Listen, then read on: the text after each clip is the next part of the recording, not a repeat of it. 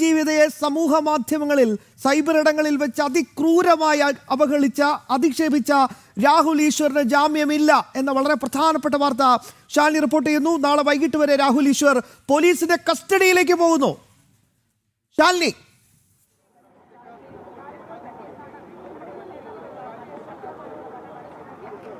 ശ്യാമ സൂചിപ്പിച്ചതുപോലെ തന്നെയാണ് സൈബർ ഇടങ്ങളിൽ അതീവ ഗുരുതര സ്വഭാവത്തോടെ ഒരു പെൺകുട്ടിയെ ടാർഗറ്റ് ചെയ്തുകൊണ്ട് നിരന്തരമായി വീഡിയോകളും ഒക്കെ പങ്കുവെച്ച രാഹുൽ ഈശ്വർ ഒടുവിൽ ജയിലിൽ നിന്ന് കസ്റ്റഡിയിലേക്ക് പോകുന്നു. ജാമ്യമില്ല എന്നുള്ള ഔദ്യോഗികമായിട്ടുള്ള വിവരമാണ് ഇപ്പോൾ കോടതിയുടെ ഭാഗത്ത് നിന്ന് വരുന്നത്. തിരുവനന്തപുരം ACJM കോടതിയാണ് അല്പസമയം മുമ്പ് രാഹുൽ ഈശ്വറിന്റെ സൈബർ അറ്റാക്കിങ്ങിൽ ഒപ്പം തന്നെ അതിജീവിതയെ സൈബർ ഇടങ്ങളിൽ അധിക്ഷേപിച്ച കേസ് പരിഗണിച്ചത്. അതിൽ ജാമ്യാപേക്ഷ പരിഗണിച്ചത്. ആ ജാമ്യാപേക്ഷയിൽ ആണ് ഇപ്പോൾ ജാമ്യമില്ല എന്നുള്ള ഔദ്യോഗിക തീരുമാനം വരികയും ചെയ്യുന്നത്. അതായത് പോലീസ് ഇതിനിടയിൽ തന്നെ കസ്റ്റഡി അപേക്ഷ നൽകിയിരുന്നു. രാഹുൽ മാങ്കൂട്ടത്തിന് ഒപ്പം ഇടപെട്ടുകൊണ്ട് ഗൂഢാലോചന നടത്തിക്കൊണ്ട് വലിയ രീതിയിൽ പെൺകുട്ടിയെ സോഷ്യൽ ഇടങ്ങൾക്ക് പിച്ചി ചീന്താനായി ഇട്ടുകൊടുത്തത് രാഹുൽ ഈശ്വർ ആണ് എന്നുള്ളത് പോലീസ് കണ്ടെത്തിയിട്ടുണ്ട്.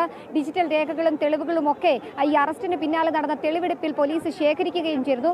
സൈബർ പോലീസിന്റെ കൃത്യമായ റിപ്പോർട്ട് നൽകിയതിന്റെ അടിസ്ഥാനത്തിൽ കൂടിയാണ് ഇപ്പോൾ ജാമ്യാപേക്ഷ പരിഗണിച്ചു. ജാമ്യാപേക്ഷയിൽ ജാമ്യം നൽകാതെ തന്നെ പോലീസിന്റെ കസ്റ്റഡിയിലേക്ക് രാഹുൽ ഈശ്വറിനെ വിടുകയാണ്. നാളെ വൈകിട്ട് വരെ രാഹുൽ ഈശ്വർ സൈബർ പോലീസിന്റെ കസ്റ്റഡിയിലായിരിക്കും. ഈ സമയം കൂടുതൽ ചോദ്യം ചെയ്യലുകൾ ഒപ്പം തന്നെ വിവരശേഖരണം, തെളിവെടുപ്പുകൾ അടക്കമുള്ള നടപടികൾ പോലീസ് നടത്തുമെന്നുള്ളതാണ് നമ്മൾ മനസ്സിലാക്കുന്നത്. ഒപ്പം തന്നെ മറ്റ് 4 പ്രതികൾക്കായിട്ടുള്ള അന്വേഷണവും സൈബർ പോലീസിന്റെ ഭാഗത്ത് നിന്ന് തുടരുകയും ചെയ്യുന്നുണ്ട്. നമുക്കറിയാം, പല ദിവസങ്ങളിലായി ഏകദേശം 12ഓളം വീഡിയോകളാണ് രാഹുൽ ഈശ്വർ ഈ പെൺകുട്ടിയെ അപകീർത്തിപ്പെടുത്താനായും പെൺകുട്ടിയുടെ സ്വകാര്യ വിവരങ്ങളടക്കം പുറത്തു വരുന്ന രീതിയിൽ വ്യക്തി വിവരങ്ങളടക്കം പുറത്തു വരുന്ന നൽകിക്കൊണ്ടുള്ള വീഡിയോകൾ ചെയ്തത്. ക്രിയേറ്റഡ് വീഡിയോകളും ചിത്രങ്ങളും അടക്കമാണ് എന്ന് പറയുമ്പോഴും അദ്ദേഹത്തിനെ അറസ്റ്റ് ചെയ്ത സമയത്ത് അദ്ദേഹത്തിന്റെ വീട്ടിൽ നിന്ന് തെളിവെടുപ്പിലൂടെ കണ്ടെത്തിയ ലാപ്ടോപ്പിൽ നിർണായകമായിട്ടുള്ള വിവരങ്ങൾ അന്വേഷണ സംഘത്തിന് ലഭ്യമായിരുന്നു.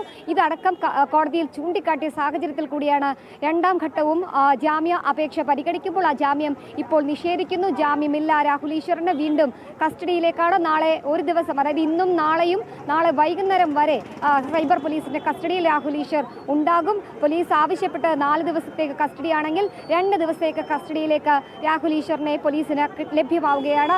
ഔദ്യോഗിക തീരുമാനം, ഉത്തരവ് അല്പസമയത്തിനകം പുറത്തു വരികയും ചെയ്യും.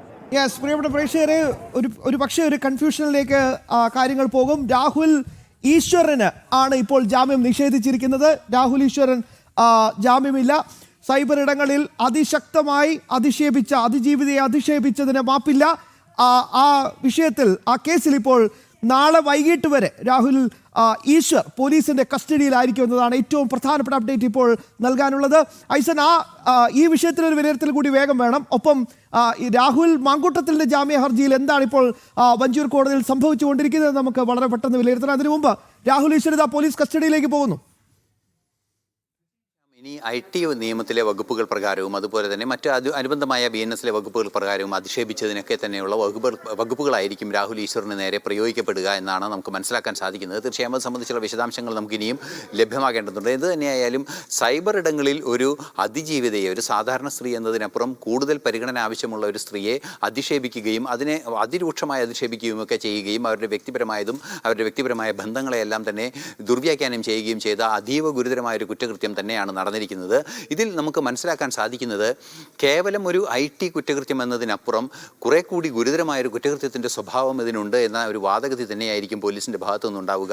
ഇവരെ തുടർ നടപടികളിൽ നിന്ന് പിന്തിരിപ്പിക്കാനുള്ള ഒരു നീക്കത്തിൻ്റെ ഭാഗമായി വലിയ തോതിൽ പ്രഷറൈസ് ചെയ്യാനുള്ളൊരു നീക്കമാണ് നടന്നതെന്നാണ് മനസ്സിലാക്കാൻ സാധിക്കുന്നത്. പക്ഷേ രാഹുൽ ഈശ്വറിനെ സംബന്ധിച്ചിടത്തോളം പറ്റിയ ഏറ്റവും വലിയ അബദ്ധം എന്ന് പറയുന്നത് അതിജീവിത രഹസ്യമൊഴി നൽകിയതിന് ശേഷവും ഇത്തരത്തിൽ എന്തടിസ്ഥാനത്തിലാണ് ഇയാൾ ഈ അധിക്ഷേപം നടത്തിയത് എന്ന് സംബന്ധിച്ച് ഇപ്പോഴും ഒരു യുക്തിഭദ്രമായ ഒരു കുറ്റകൃത്യം ചെയ്ത്, അല്ലെങ്കിൽ കുറ്റകൃത്യം ചെയ്യുമ്പോൾ അതിൻ്റെ മോട്ടീവ് പോലും കൃത്യമായി നടത്താൻ കഴിയാത്ത ഒരാളെന്ന ഒരു അബദ്ധങ്ങളിലൂടെ സഞ്ചരിച്ച ഒരു വ്യക്തി കൂടിയാണ് രാഹുൽ ഈശ്വർ എന്നതും നമുക്ക് മനസ്സിലാക്കാൻ സാധിക്കുന്നുണ്ട്.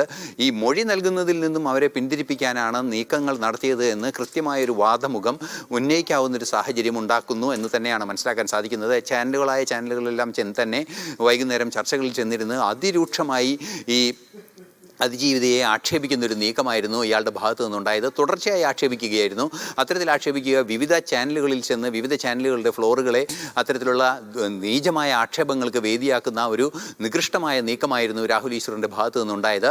ഇതെല്ലാം തന്നെ അവരെ തുടർ നടപടികളിൽ നിന്ന് പിന്തിരിപ്പിക്കുക എന്ന ലക്ഷ്യത്തോടെയായിരുന്നു. അതൊരു പക്ഷേ ഗൂഢാലോചന പോലും നമുക്ക് സംശയിക്കാവുന്ന ഒരു സാഹചര്യമുണ്ട്. രാഹുൽ മാങ്കൂട്ടത്തിലുമായി ചേർന്ന് നടത്തിയ ഗൂഢാലോചന എന്ന് പോലും കോടതിയിൽ തെളിയിക്കപ്പെടാനുള്ള സാഹചര്യമുണ്ട്. അല്ലെങ്കിൽ രാഹുൽ മാങ്കൂട്ടത്തിനെ വെളുപ്പിച്ചെടുക്കാൻ ഏതെങ്കിലും രീതിയിലുള്ള എന്തെങ്കിലും സൗജന്യങ്ങൾ ഇയാൾ പറ്റിയോ എന്ന് സംബന്ധിച്ച് എല്ലാം തന്നെ പരിശോധിക്കപ്പെടേണ്ട ഒരു സാഹചര്യമുണ്ടാവും. ഇതെല്ലാം തെളിയിക്കപ്പെടുകയാണെങ്കിൽ ഇത്തരത്തിലുള്ള ഈ സൈബർ ഗുണ്ടായിസത്തിന് കൊട്ടേഷൻ എടുക്കുന്ന ഒരു സാഹചര്യം തെളിയിക്കപ്പെടുന്ന ഒരു കേസായി പോലും ഈ രാഹുൽ ഈശ്വറിൻ്റെ വിഷയം മാറാനുള്ള സാധ്യതയുണ്ട്. അതീവ ഗുരുതരമായ ഒരു സാഹചര്യം അങ്ങനെയെങ്കിൽ നമുക്ക് മനസ്സിലാക്കാനും സാധിക്കും. മറ്റൊരു പ്രധാന വിഷയം എടുത്തു പറയേണ്ടത്, രാഹുൽ ഈശ്വറിനെ ഈ നിയമ നടപടികൾ സ്വീകരിക്കുകയും അയാൾ ജയിലിലാവുകയും ചെയ്തതോടെ അതിജീവിതയ്ക്കെതിരായ സൈബർ ആക്രമണത്തിൽ നമുക്ക് താരതമ്യേന ഒരു കുറവ് കാണാൻ സാധിക്കുന്നുണ്ട്. തീർച്ചയായും അതിജീവിതയെ രൂക്ഷമായി അതിക്രമിക്കുന്നവരെ നിയന്ത്രിക്കാൻ കൂടി പ്രയോജനകരമായി രാഹുൽ ഈശ്വറിന് നേരെയുള്ള നടപടിയെന്നും പോലീസ് കോടതിയിൽ കൃത്യമായി പറയുമ്പോൾ രാഹുൽ ഈശ്വറിന് നേരെയുള്ള നടപടികളിൽ ഒരു വിട്ടുവീഴ്ചയും ഉണ്ടാകാനുള്ള സാധ്യതയില്ല. സൈബർ ഇടങ്ങളിൽ അധിക്ഷേപിക്കാൻ ഒരുങ്ങി പുറപ്പെട്ട സമാനമായ കുറ്റകൃത്യം ചെയ്ത പലർക്കും ഇത് ഒരു പാഠമായിരിക്കുമെന്ന കാര്യത്തിലും തർക്കമില്ല.